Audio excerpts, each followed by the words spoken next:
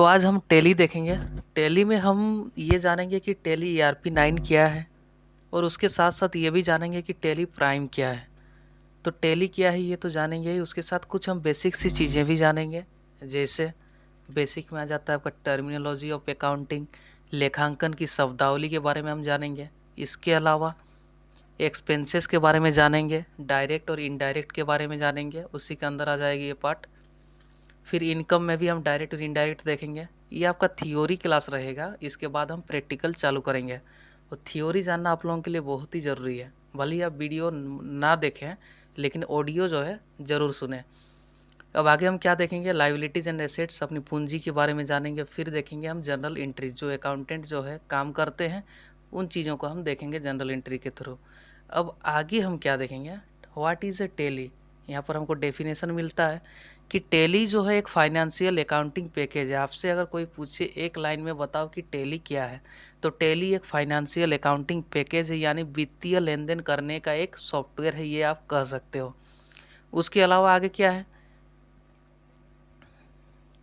इस पैकेज को specially design किया गया है आपका स्मॉल एंड मीडियम बिजनेस के लिए, यानी छोटे और मध्यम बिजनेस के लिए इस पैकेज का यूज़ हम कर सकते हैं। इस पैकेज का यूज मेंटेन वो डेली का ट्रांजैक्शन और फाइनेंशियल परफॉर्मेंस या कंडीशन बिजनेस का कैसा है, इसको मॉनिटर यानी देखने के लिए किया जाता है। ठीक है। अब आगे क्या है, टैली में हम अकाउंट क्रिएट कर सकते हैं। जिस प्रकार हम बैंक में खाता खोल सकते हैं उसी प्रकार यहाँ भी आप अपना एक खाता ही समझ लीजिए खोल सकते हैं, अकाउंट क्रिएट अकाउंट बना सकते हैं।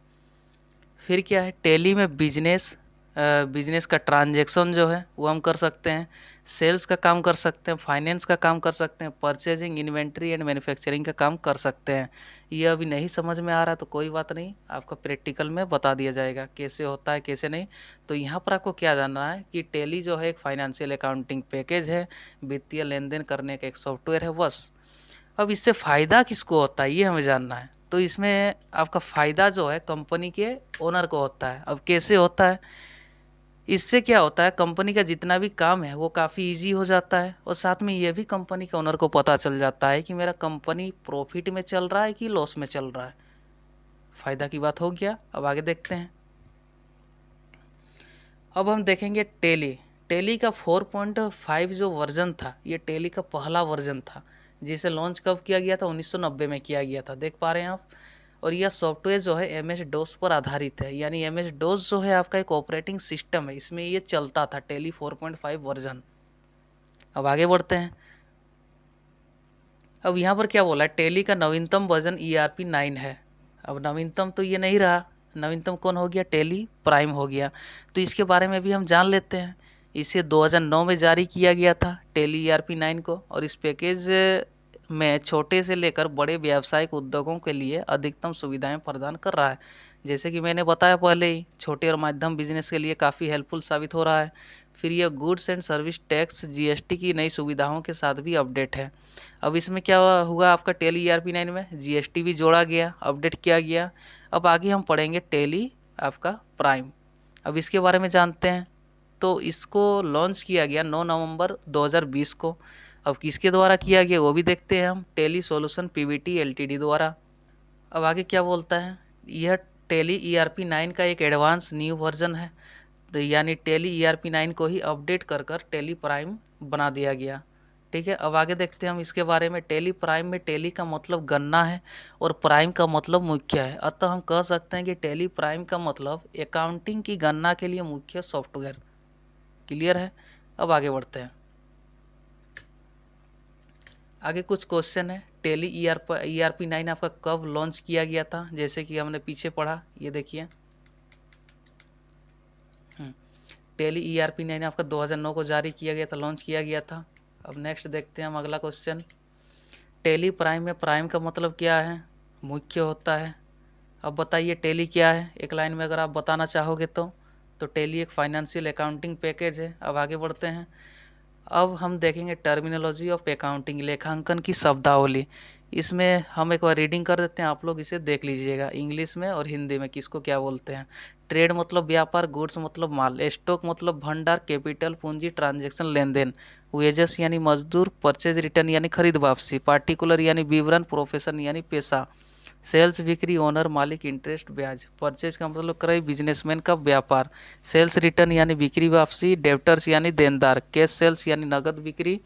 फिर आपका आ जाता है रेवेन्यू जिसका मतलब राजस्व होता है। फिर रेंट यानी किराया। बैड डेब्ट्स यानी डूबत ऋण। क्रेडिटर यानी लेनदार ऋणदाता। फिर वेंडर मतलब विक्रेता।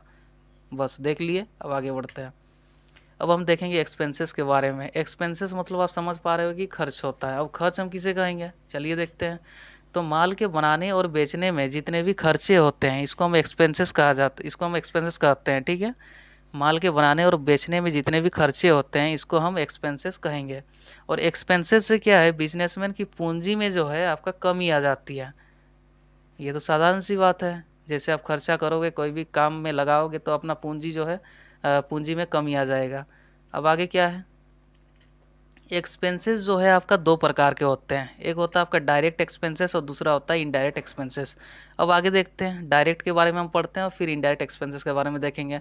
तो डायरेक्ट एक्सपेंसेस हम इसे कहेंगे कि माल के प्रोडक्शन में या माल को खरीदने में किए जाने वाले खर्चे को हम क्या कहेंगे, डायरेक्ट एक्सपेंसेस कहेंगे। माल के प्रोडक्शन यानी उत्पादन में, माल के उत्पादन में या माल को खरीदने में किए जाने वाले खर्चे डायरेक्ट एक्सपेंसेस कहलाते हैं।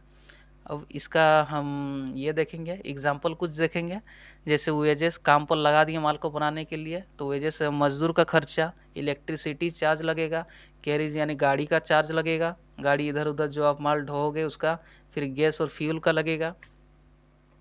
अब डायरेक्ट एक्सपेंसेस का अगर सिंपल हम डेफिनेशन की बात करें तो जितने भी खर्चे माल के प्रोडक्शन में होते हैं यानी उत्पादन में होते हैं या माल के उत्पादन से जुड़े हुए होते हैं उससे हम डायरेक्ट एक्सपेंसेस कहेंगे। बस हो गया याद, देख लिए, चलिए अब आगे देखते हैं। अब इनडायरेक्ट एक्सपेंसेस में हम देखेंगे कि वो खर्चे जो माल की बिक्री से संबंधित होते हैं यानी वो खर्चे जो माल को बेचने से संबंधित होते हैं उससे हम क्या कहेंगे, इनडायरेक्ट एक्सपेंसेस कहेंगे। अब इसके कुछ एग्जांपल की बात करें तो एडवर्टाइज्ड एक्सपेंसेस, माल को बेचने के लिए मैंने एडवर्टाइज किया।